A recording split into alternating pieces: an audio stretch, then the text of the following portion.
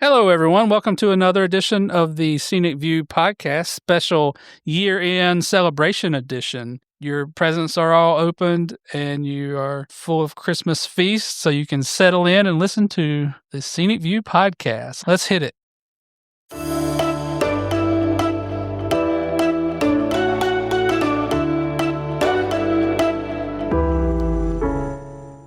I was trying to go with something like up on the housetop. You hear the click, click, click, and it's artist's boots.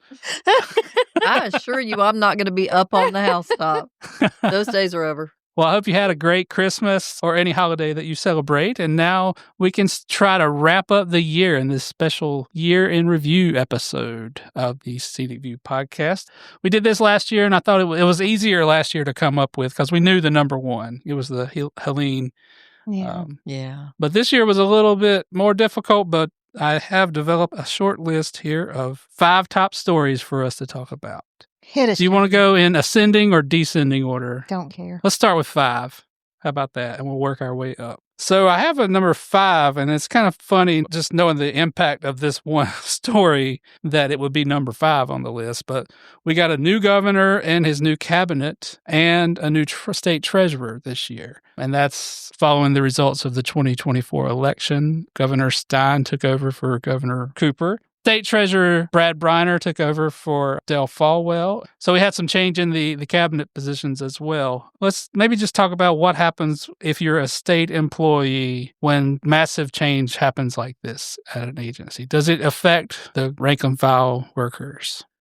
Oh, they get nervous. Yeah. Well, yeah. I mean, because something we point out, and even people who don't like politics, if you work for state government, your job is political, period. But I know this past year, we faced an issue at the auditor's office where they were looking to take a lot of employees out from under the State Human Resources Act. So that was something they immediately tried to change. We worked on that and kept that from happening. And Auditor Bullock's made the comment multiple times that he was shocked. Yeah. That when he walked in with what he deemed as an incredibly different philosophy than the office had operated under ever before, that he thought there would be mass resignations being handed in. And he was shocked that state employees didn't do that. That's not what happens. People are really dedicated to their job and the mission, and that's his point in all of that. Yeah. And he's glad to see that. But they're nervous every time because you just never know. Well, it's unsettling. They tend to be lucky. It's usually good leadership they get. And we had Auditor Bullock this past year in one of our episodes. Scroll back through if you want to hear him. Yeah. That's true. So there's obviously not a major ideological shift between Governor Cooper and Governor Stein, but I think there are different. Oh, it's a different approach, though. Yeah. What are some of the differences that you've seen this year so far? Well, number one, the way Governor Stein works with the legislature is completely different. Yeah. Let me just say this, his approach to the legislature and the legislature's approach to him. And I'm not entirely certain why that is, but I know Governor Stein has been outspoken about not trying to be adversarial with the legislature.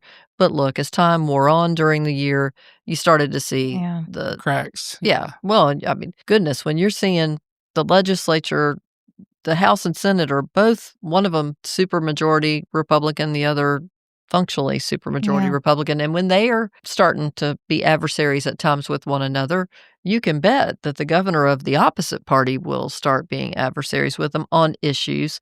But I do think it's been mainly about issues. There's always, in modern times, been this push and pull where the legislature, if they're controlled by one party, wants to take powers of the governor of another party. And that definitely was something we saw play out this year. Another position that didn't change parties, but I would say that Treasurer Briner and Treasurer Folwell are very different. Am I right in thinking that? Or maybe just on issues? I think when Treasurer Briner came in, everybody thought they were way more different than they have turned out to be. I don't know. He can come back and speak for himself. Treasurer Briner's been good enough to come on this podcast. I hope he'll come back as many times as he wants. But I think even Treasurer Briner would tell you that after a year in the job, there's some things that he kind of sees where Dale Folwell was coming from. There's others in which he's completely different. And the main one would be investing, because that was his world. Treasurer Briner had a whole career in investing. And so he's really different philosophy in how aggressive we should be and things like that. But he's not nearly as aggressive as some of the previous treasurers we saw prior That's to true. Dale Falwell. Yeah. He's not a gambler, but he's more aggressive than Treasurer Falwell was with that.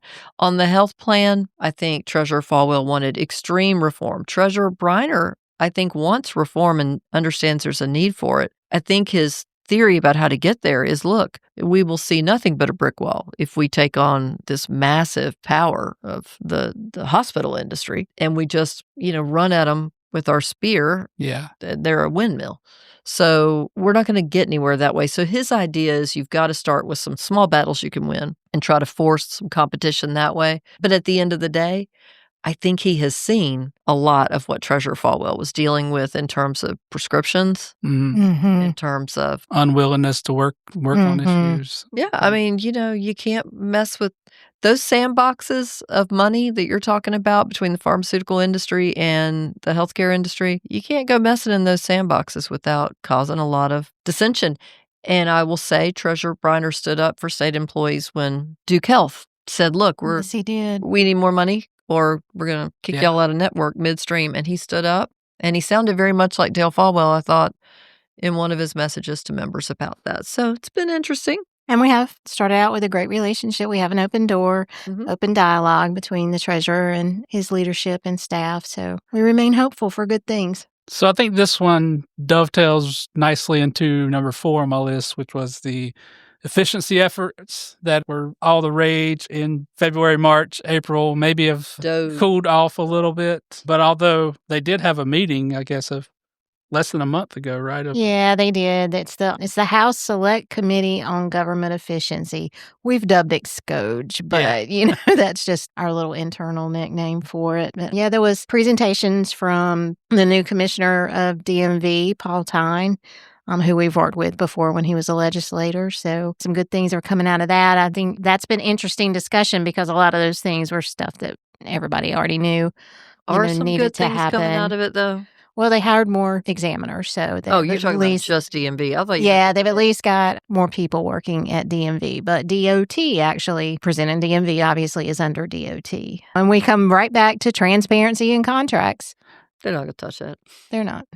Yeah, and I think there were other announced efforts in the Senate, and also the governor even had an efficiency thing he was going to go into. I haven't heard. Everybody said that. It was all the rage there for a little while. Sounded so good. Yeah, I think everybody saw all the publicity around, the Elon effort and kind of jumped on the bandwagon. But as that kind of cooled off, maybe this kind of cooled off as well. But I think even we would applaud, support efficiency where possible. Yeah, if there's waste and fraud and abuse going on. Let's talk about what the ultimate efficiency flex would be. If you wanted to show efficiency, there's all this discussion around tax cuts. Well, if you cut taxes and you cut services, have you actually done anything, right? Besides made the state worse. And services are being cut. But the flex would be cut taxes without cutting services. We're not getting at that. And part of the reason, Suzanne just mentioned these contracts, a ton of what happens in DOT is contract, but nobody ever opens those up and peels back the layers. Because then, talk about sandboxes. You've got some big company with massive contracts. They're not going to like that. And so politicians are going to get pushback. So I'm still waiting for somebody to really perform that ultimate flex and cut those taxes without cutting what people get. I mean, we can bring it back to that same Blue Ridge Road construction that's been going on that's been interrupting state fair traffic. Exactly. We're not over that state fair traffic. Truly. No. It's not just the concerts. We're not forgetting. So, we'll continue to watch those efforts in the coming year. Did they set another meeting or are they just playing it by ear these days? Okay.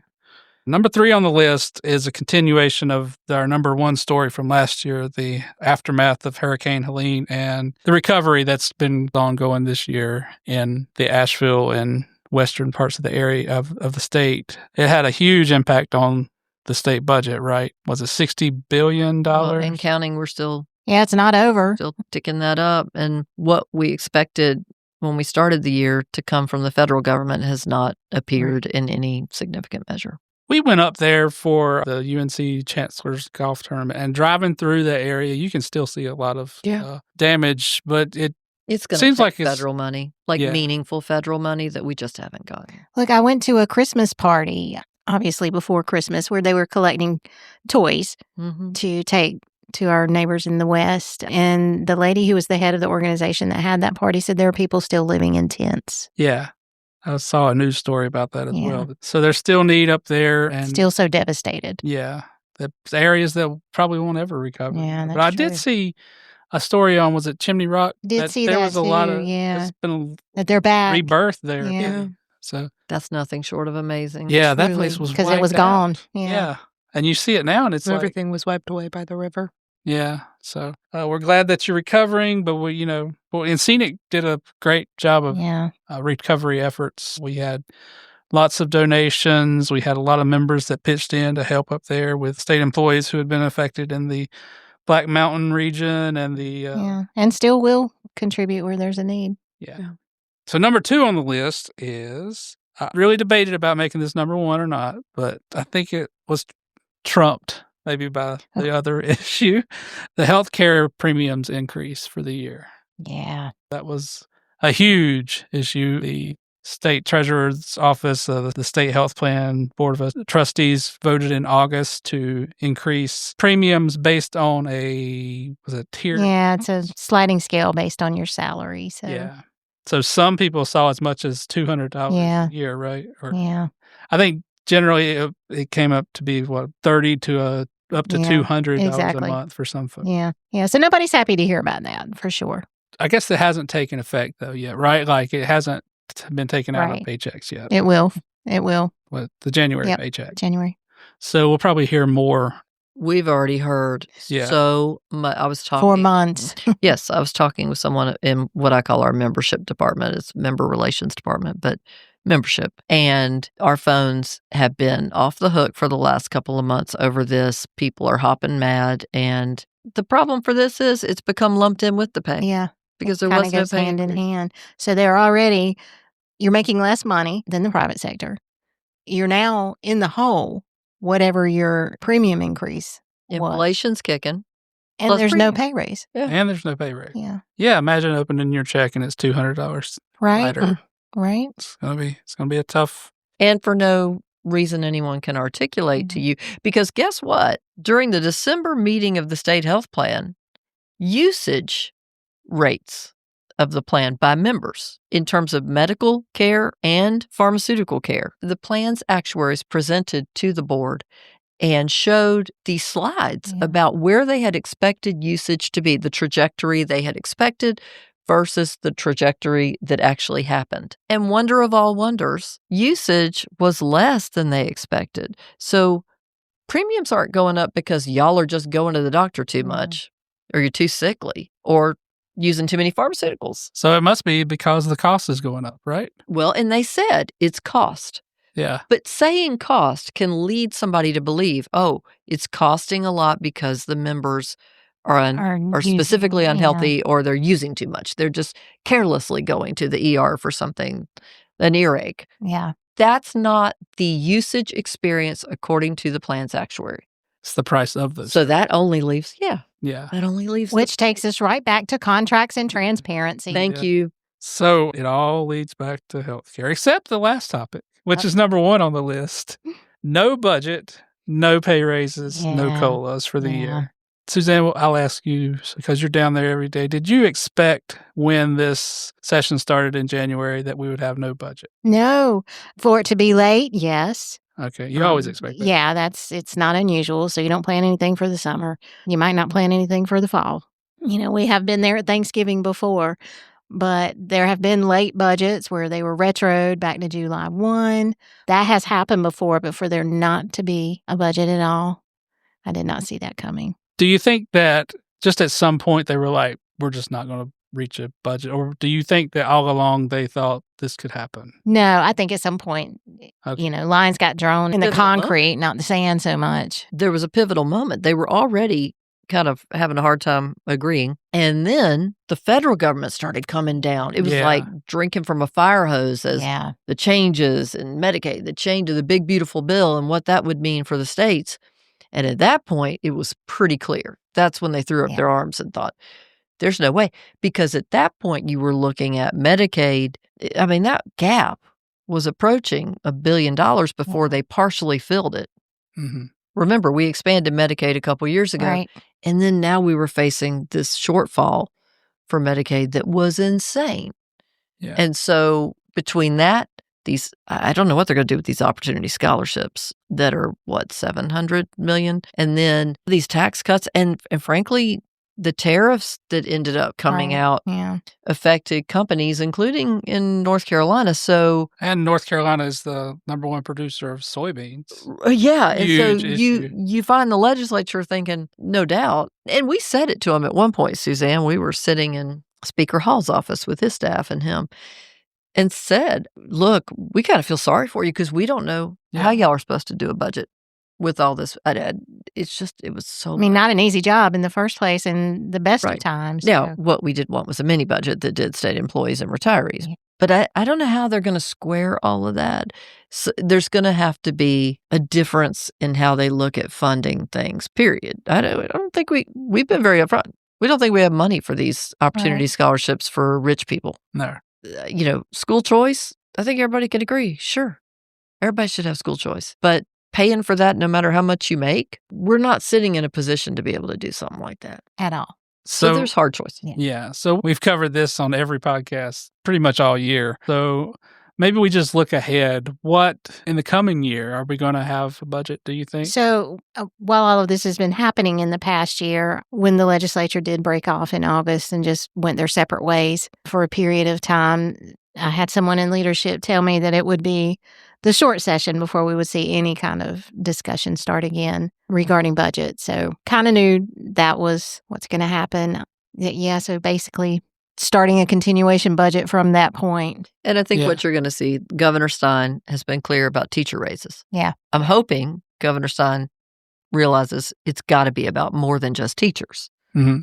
And then the House has been very open about teacher raises being their focus as well. We have to make it clear that, first of all, if you're worried about schools, it's bigger than teachers. That's right. We think our teachers need absolutely anything you can afford to give them. But you can't do that at the expense of other people in the schools because you're losing them too. And you can't do that at the expense of other state employees. This is a bit of a mess. I don't know the best way out. I don't see any way they can do it. Just make it all balance with the tax cuts. But I see it's an election year and I know why they would want to do it. Yeah. So if they do a budget in the short session, I mean, it would only be 1 year, right? And then they'd have to do it again next year. And then they'd start over a long session, Okay. And by the way, the tax cut in the grand scheme of things, they make very little difference to most people. It really does. Because a percentage of an income that's not much, which is most people. Yeah. It's not making a big impact on your pocketbook. Yeah, and the rate is already so low. Yeah. Like, what are they cutting? Like 0.49% of, it's very small. So. Yeah. Now, if you it's make not something to big hold big on. paycheck, it's money. Then you feel it. But yeah. But most people in North Carolina don't make a big paycheck. So I think that's our top list of 2025, and we'll definitely get to work on 2026 next week, right? But in the meantime, I guess we'll do. I want to know what Gen Z is doing for New Year's. Like, what is the big trend this year? What are y'all doing? Because we would have days? no clue. What do cool kids do? What do cool kids do? Because the old kids are in the bed before me. Yeah. I mean, my friend group changes pretty much every year. We usually will do like a small little house party at someone's place. For me personally, I'm more of, I'd rather be in my own apartment because people drive crazy on New Year's. There's a lot of dangerous drivers out there. So personally, I prefer to be in my own apartment. A lot of us do the 12 grapes at midnight, if you guys have heard about that. What is that? You do 1 wish per month per grape. And you have to eat 12 grapes in the first minute to get those wishes to come true. Cool. Okay. So, and you have to sit under a table while you do it. I don't know what the significance is of that. It's an Italian thing. It's an Italian thing. Oh, okay. It's cultural. Nice. So I've done that the past 2 years. This past year I had quite a few of the things actually come true. Love life, still non-existent. That did not come true. Overrated. Well, y'all heard it here first. Yeah, it's overrated. Put it out there. Let's manifest. Gen Z's, I feel like we're more into like house parties and like staying with friends and keeping it close-knit on New Year's. And that's not just your friend group. Gen Z in general, that's what you see? For the most part, there are some Gen Zs who still want to go out to the bars, but the bars will charge you a cover fee, and we don't make the money to pay for the cover fee. Money. Yeah, I think I saw a story last year where like the ball drop in New York City was less attended than the years. Well, that's just because that's expensive to go to in general, no matter what. But even just bars in Raleigh, they'll start charging like $20 covers and be like, here's a tiny glass of champagne to celebrate with at midnight. And it's just not worth it to us. You remember how they used to, well, I guess they still do. They do like the ball drop at like 7 p.m. so the kids can see it. That'd be me. So cute. Now we're like, that's our ball drop. The Acorn in Raleigh. Yeah. The Acorn, yeah. Yeah. There for the 7 o'clock drop, and we struggle. We try to stay up all night or till 12, but yeah. No, and then I used to, growing up, we would go visit my dad's family in Indiana, and they always did a themed party. So I remember one year we did like a Renaissance theme. They've done a Great Gatsby theme, 50s, and it's just all of my dad's family up there. I think my parents are going this year and might be bringing my brother. What a fun bunch you guys are. So that can be, artists came up with the last question of the year. I did. So there you go. That can be our question of the week. What are your New Year's plans? Oh, gosh. Yeah. Mine will be sitting at home probably. Yeah. We used to go This question's somewhere. over quick. Real quick. We used to go somewhere with like, I guess a friend group that we had of younger families, but everybody's just like, nah, we'll just stay home this year. So you do anything cool? Not unless something changes really quick. I don't anticipate that. Okay. I'm going to stay at home. What's your favorite show to watch on? Do you still watch the Rockin' New Year's? ABC? We've been watching CNN lately because they get crazy on there. Have you seen that? No. With Anderson Cooper and... Oh, you know what? I did see a piece They let of them that. drink and it's like wild. So. Maybe I'll watch that this year. I just watch whatever is showing me Times Square. Yeah. And then once it gets to midnight, that's when I'm paying attention to my phone because I do the 12 grapes thing. And I want that to be exactly at midnight. And half the time the TV is off by a minute or two. Yeah. So I don't trust the TV and what it says. I'm looking at my phone and saying, okay, it's 12 now. And so this past year we had a friend party. And me and my best friend, we had already been under the table eating our 12 grapes. Eating our 12 grapes. By the time they're doing the countdown, we're like, oh, it's already midnight, guys. Make your first grape. Lower healthcare costs for all Americans. Can we just do this? Yeah, just that one thing. It's just everybody. That's just your 1 out of 12, Sammy. You could come up with. So that kind of takes the place of resolutions. That's kind of what it is for me. Is like manifestations instead of. Well, try that, state employees. Get under the table at midnight and those eat grapes. Grapes and manifest. My favorite New Year's ritual is still the black eyed peas and collard greens. Oh, definitely. Oh, I do that too. Yeah, I do too. But okay, y'all, we do it. Where's our money? Thank you. Because I ate a lot. We'll do it again. We'll do it again. Because it's just good. I saw something. For the last few years, I've noticed, these state agency X accounts, Twitter account, their social media is so good. And one of the things is about getting out to the state park sites and hiking. Oh, yeah. Starting, try to hike them all in a year. And there's a lot about getting out on New Year's and going on a hike. That seems like a cool idea to me. Yeah, it's cool until it's really, really cold outside on New Year's Day. Put a lot of clothes on and gloves. Bundle up. You're fine. You don't have to go all day, Should we have a scenic hike? I'm not talking about a 20-mile hike. That would be a fun thing. We could go to Raven Rock. I love Raven Rock. Oh, yeah, that's beautiful. Harnett County right there. Yeah, hike up the street and back. Hike up my PJs. Yeah. Spending New Year's Day in nature is really cool, though. Yeah. Last year I spent it cleaning out the garage, but this year I'm looking for nature. 2 years ago, I spent part of it in nature when I was standing on the side of 440 because my tire blew. Well, that's cool. There's nature. But keep that in mind, y'all, because isn't it on January 1st? Whatever you're doing January 1st is what you'll be doing the rest of the year. Well, I remember my grandma said, clean out don't the garage for the rest of the year, but I wonder if I I said, can get don't do into laundry. I'm like, Ooh. well, I'm still going to do laundry. So I never quite understood. I wonder if I can get into a cycling class that day. And just be doing that for the rest of the Probably. year. And for all of you state employees out there, make your resolution to get involved in SEANC and stand up for yourself at the legislature and email your legislators. And have a great 2026. Yeah, Thank Happy you, New everyone. Year.